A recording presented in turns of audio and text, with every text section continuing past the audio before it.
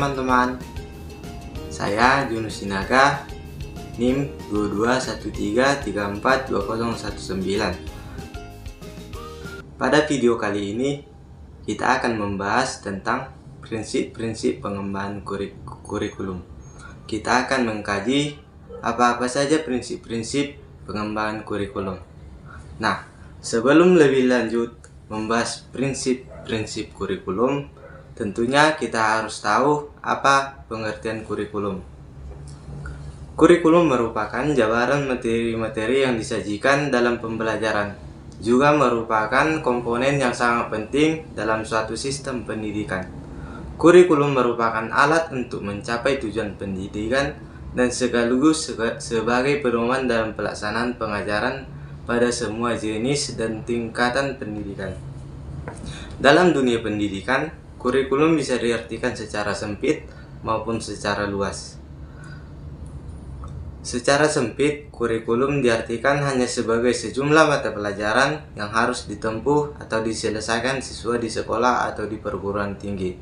Secara lebih luas, kurikulum diartikan tidak terbatas pada mata pelajaran apa saja, tetapi lebih luas daripada itu. Kurikulum diartikan merupakan aktivitas apa saja yang dilakukan di sekolah dalam rangka mempengaruhi anak dalam belajar untuk mencapai suatu tujuan, termaksud di dalamnya kegiatan belajar mengajar, mengatur strategi dalam proses pembelajaran, cara mengevaluasi program pengembangan pembelajaran. Jadi maksudnya adalah di sini kurikulum secara luas apa-apa saja pun yang dikerjakan dalam lingkungan sekolah atau lingkungan kampus itu merupakan kurikulum. Dengan demikian, kurikulum merupakan hal pokok dalam dunia pendidikan. Nah, sekarang kita masuk kepada pengertian prinsip pengembangan kurikulum. Apa itu pengembangan kurikulum? Pengembangan kurikulum adalah sebuah proses yang merencanakan atau menghasilkan suatu alat yang lebih baik dengan didasarkan pada hasil penilaian terhadap kurikulum yang telah berlaku sehingga dapat memberikan kondisi belajar mengajar yang baik. Yang kedua, prinsip kurikulum. Apa itu prinsip kurikulum? Prinsip kurikulum dapat juga dikatakan sebagai aturan yang menjiwai pengembangan kurikulum. Prinsip tersebut mempunyai tujuan agar kurikulum yang didesain atau dihasilkan sesuai dengan permintaan semua pihak, yakni anak didik, orang tua, masyarakat, dan bangsa. Kita masuk kepada pembahasan. Pengembangan kurikulum adalah istilah yang komprehensif yang di dalamnya mencakup perencanaan, penerapan, dan evaluasi. Perencanaan kurikulum adalah langkah awal membangun kurikulum ketika pekerjaan kurikulum membuat keputusan dan mengambil tindakan untuk menghasilkan perencanaan yang akan digunakan oleh guru dan peserta didik. Prinsip-prinsip dasar pengembangan kurikulum berkedudukan sebagai petunjuk langsung dalam kegiatan pendidikan dan dalam bidang-bidang lainnya. Prinsip tersebut bersumber pada 1. Hasil data empirik, 2. Hasil dari ideal atau gagasan masyarakat dalam sikap dan kepercayaannya, 3. Berdasarkan akal sehat. Prinsip-prinsip yang akan digunakan dalam kegiatan pengembangan kurikulum pada dasarnya merupakan kaidah-kaidah atau hukum yang akan menjiwai suatu kurikulum. Terdapat jenis-jenis prinsip dasar dalam pengembangan kurikulum, di mana prinsip dasar ini dipandang sebagai pandangan dasar yang benar dalam pengembangan kurikulum. Jenis-jenis dasar dalam pengembangan kurikulum antara lain: 1. Kebenaran keseluruhan. Kebenaran keseluruhan adalah kebenaran yang jelas atau terbukti lewat eksperimen atau diuji coba, dan alasan tersebut diterima tanpa hambatan. Sebagai contoh, pembahasan yang berarti dapat membantu siswa untuk mengetahui aturan-aturan mengalami kemajuan dengan mengerti keterampilan-keterampilan sebagai syarat mutlak dari pemahaman yang mendasar akan menghadirkan latihan-latihan yang bermakna. Kedua, kebenaran bagian. Kebenaran bagian ini maksudnya adalah kebenaran berdasarkan data yang terbatas dan bisa diaplikasikan pada situasi tertentu dan tidak bersifat umum. Seperti ada sebagian tenaga pengajar berpendapat bahwa pencapaian prestasi siswa akan lebih tinggi ketika siswa itu dikelompokkan pada jenjang yang sama dalam proses pembelajaran. Yang ketiga, dugaan. Sebagai prinsip-prinsip dasar, tidak semuanya benar. Bisa juga merupakan dugaan atau uji coba. Sementara ide-ide atau duga-dugaan tersebut menjadi dasar keputusan dalam pengembangan kurikulum.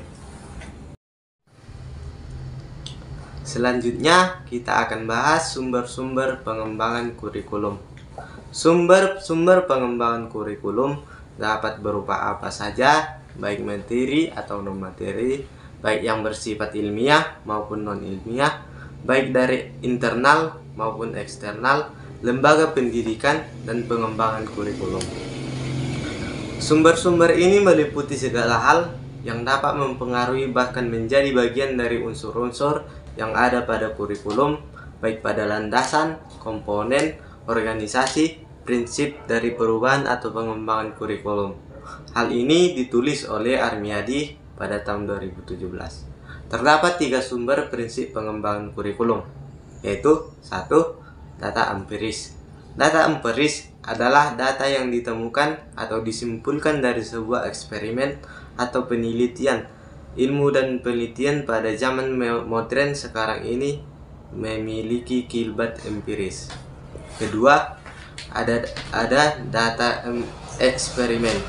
Data yang didapat dari hasil penelitian eksperimen untuk mengetahui akibat yang ditimbulkan dari suatu perilaku yang diberikan secara sengaja oleh peneliti. Ketiga adalah cerita atau legenda yang hidup di masyarakat. Banyak data-data yang diperoleh bukan dari hasil penelitian yang digunakan juga terbukti efektif untuk memecahkan masalah-masalah kehidupan yang kompleks, diantaranya yaitu adat kebiasaan yang hidup di masyarakat dan hasil pertimbangan dan penilaian akal pemikiran atau common sense. Selanjutnya kita akan bahas pengembangan kurikulum memiliki 2 prinsip pokok, yaitu prinsip umum dan prinsip khusus. Prinsip umum dibagi atas beberapa, yaitu yang pertama, relevansi. Ada 2 macam relevansi yang harus dimiliki kurikulum, yaitu relevansi keluar dan relevansi di dalam. Relevansi keluar dapat diartikan isi, tujuan, proses pembelajaran yang tercakup dalam kurikulum. Hendaknya relevan dengan tuntutan, kebutuhan, dan pengembangan masyarakat. Kurikulum menyiapkan siswa untuk siap hidup bermasyarakat dan di dunia kerja. Kurikulum juga harus memiliki relevansi di dalam, yaitu ada konsistenan antara komponen-komponen kurikulum, yaitu antara isi, tujuan, dan proses pembelajaran dan penyampaian dan penilaian. Yang kedua adalah fleksibilitas. Kurikulum hendaknya memiliki sifat lentur atau fleksibel. Kurikulum mempersiapkan anak untuk kehidupan sekarang dan yang akan datang. Di sini dan di tempat lain, bagi anak yang memiliki latar belakang dan kemampuan yang berbeda. Suatu kurikulum yang baik adalah kurikulum yang berisi hal-hal yang solid, tetapi di dalam pelaksanaannya memungkinkan terjadinya penyesuaian berdasarkan kondisi daerah, waktu maupun kemampuan dan latar belakang. Yang ketiga adalah kontinuitas. Pengembangan dan proses pembelajaran berlangsung secara berkesinambungan, tidak terputus-putus atau terhenti. Oleh karena itu, pengalaman-pengalaman yang disediakan kurikulum hendaknya berkesinambungan antara satu tingkat kelas dengan kelas lainnya, antara satu jenjang pendidikan dengan jenjang yang lain, juga dengan jenjang pendidikan dengan pekerjaan. Pengembangan kurikulum perlu dilakukan serempak bersama-sama. Perlu selalu ada komunikasi dan kerjasama antara para pengembang kurikulum pendidikan dengan pendidikan menengah dan juga pendidikan tinggi. 4 adalah ada praktis. Betapapun bagusnya dan idealnya suatu kurikulum, kalau menurut keahlian dan peralatan yang sangat khusus dan mahal pula biayanya, maka kurikulum dan pendidikan selalu dilaksanakan dalam keterbatasan, baik keterbatasan waktu, biaya, alat, maupun personalia. Kurikulum bukan hanya harus ideal, tapi juga harus praktis. Kelima, ada efektivitas. Efektivitas dalam suatu kegiatan berkenaan dengan sejauh mana apa yang direncanakan dapat terlaksana. Dalam bidang pendidikan, efektivitas ini dapat dilihat dari segi efektivitas guru mengajar dan subjek didik belajar. Kita masuk kepada prinsip khusus. Sementara prinsip khusus berhubungan dengan prinsip yang hanya berlaku pada tempat-tempat tertentu dan pada situasi tertentu saja. Prinsip khusus ini lebih mengarah pada prinsip digunakan pada saat pengembangan kurikulum yang secara khusus atau tujuan, isi, metode, dan evaluasi. 1. Prinsip yang berkenaan dengan tujuan dari pendidikan. Tujuan dari pendidikan yang dimaksud adalah tujuan yang bersifat umum atau jangka panjang, jangka pendek atau khusus, dan juga jangka menengah.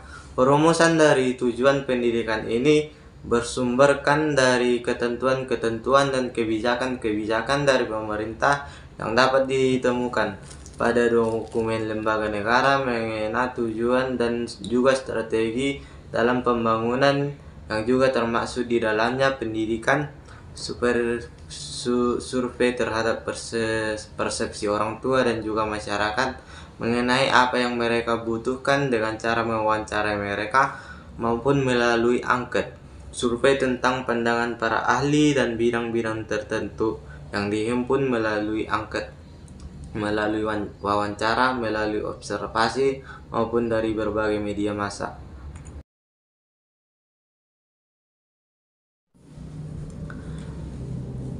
2. Prinsip yang berkenaan dengan pemilihan isi pendidikan. Memilih isi pendidikan sesuai dengan kebutuhan pendidikan yang telah ditentukan oleh para perencana kurikulum yang memerlukan pertimbangan beberapa hal. A. Memerlukan penjabaran tujuan dari pendidikan dan pengajaran ke dalam bentuk perubahan hasil belajar yang khusus dan sederhana. Makin umum suatu perubahan hasil belajar dirumuskan, semakin sulit menciptakan pengalaman belajar. B. Isi bahan pelajaran harus meliputi segi pengetahuan, sikap, dan keterampilan.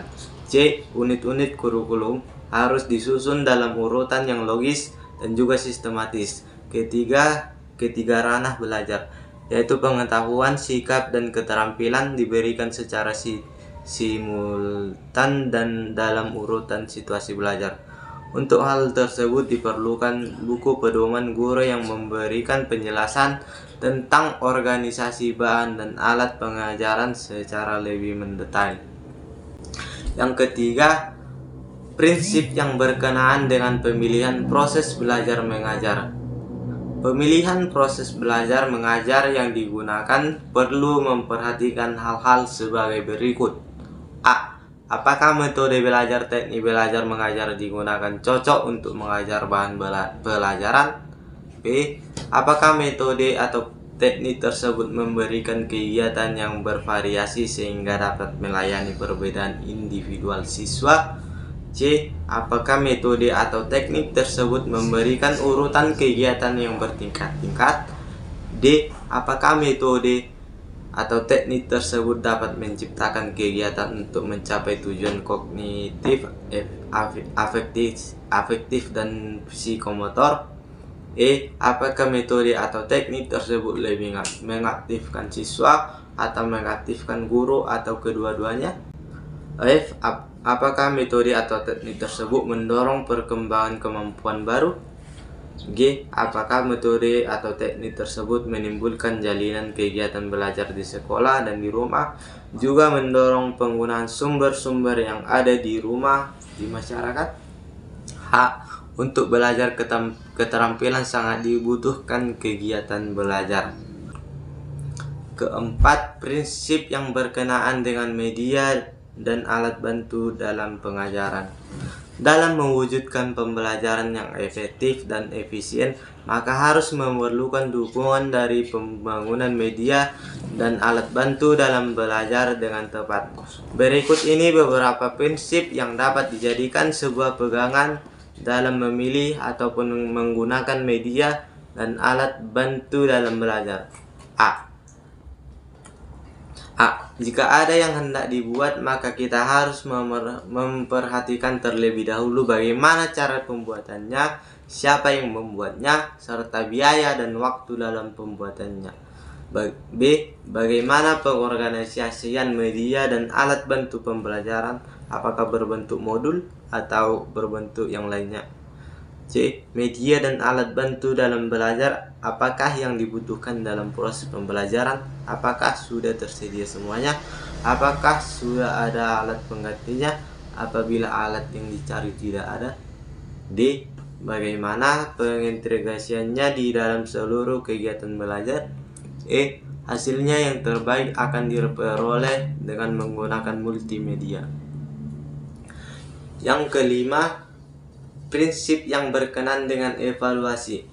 Evaluasi adalah bagian yang tidak terpisahkan dari suatu pembelajaran. Maka dari itu, di dalam pengembangan kurikulum, haruslah memperhatikan prinsip-prinsip evaluasi. Adapun prinsip evaluasi yaitu komprehensif, objektif, mendidik, kooperatif, akuntabilitas, dan juga praktis. Dalam praktiknya, terdapat 5 fase yang harus diperhatikan pengembang kurikulum dalam kegiatan evaluasinya, yaitu terkait perencanaan evaluasi, pengembangan alat evaluasi, dan pengumpulan data, pengolahan hasil evaluasi, laporan dan pemanfaatan hasil dari evaluasi. Sesudah panjang lebar tadi kita bahas tentang prinsip-prinsip pengembangan kurikulum. Sekarang kita akan merangkumnya menjadi lebih efisien supaya mudah diingat. Garis-garis pentingnya kita bisa lihat di sini, yaitu prinsip kurikulum diartikan sebagai aturan yang menjiwai pengembangan kurikulum. Prinsip tersebut mempunyai tujuan agar kurikulum yang didesain atau dihasilkan sesuai dengan permintaan semua pihak, yakni anak didik, orang tua, masyarakat, dan bangsa. Sumber prinsip pengembangan kurikulum terdiri dari data empiris, data eksperimen, cerita atau legenda yang hidup di masyarakat, dan akal sehat. Dengan hal ini, prinsip dalam pengembangan kurikulum dapat dikelompokkan menjadi 2 pokok utama, yaitu prinsip umum yang terdiri dari prinsip relevansi, prinsip fleksibilitas, kontinuitas, praktis, dan prinsip efektif. Prinsip khusus terdiri dari prinsip berkenaan dengan tujuan pendidikan, prinsip berkenaan dengan pemilihan isi pendidikan, prinsip berkenaan dengan pemilihan proses belajar mengajar, prinsip berkenaan dengan pemilihan media dan alat pengajaran, dan prinsip berkenaan dengan pemilihan kegiatan penilaian. Kesimpulan dari semua yang kita bahas tadi, mulai dari awal sampai akhir tadi, pengembangan kurikulum bukanlah proses instan tanpa adanya kajian yang matang terhadapnya. Setidaknya sumber rujukan dalam pengembangan kurikulum harus berdasarkan pada data empiris dan eksperimen, serta cerita dan pengetahuan umum yang berkembang di masyarakat. Selain itu, pijakan dalam mengembangkan kurikulum juga perlu memperhatikan prinsip-prinsip dasar seperti prinsip relevansi, fleksibilitas, kontinuitas, efisien, efektivitas, dan komponen pendidikan. Jadi sekian materi yang bisa saya sampaikan. Jika ada perkataan yang salah atau perkataan yang kurang dimengerti, saya minta maaf. Terima kasih.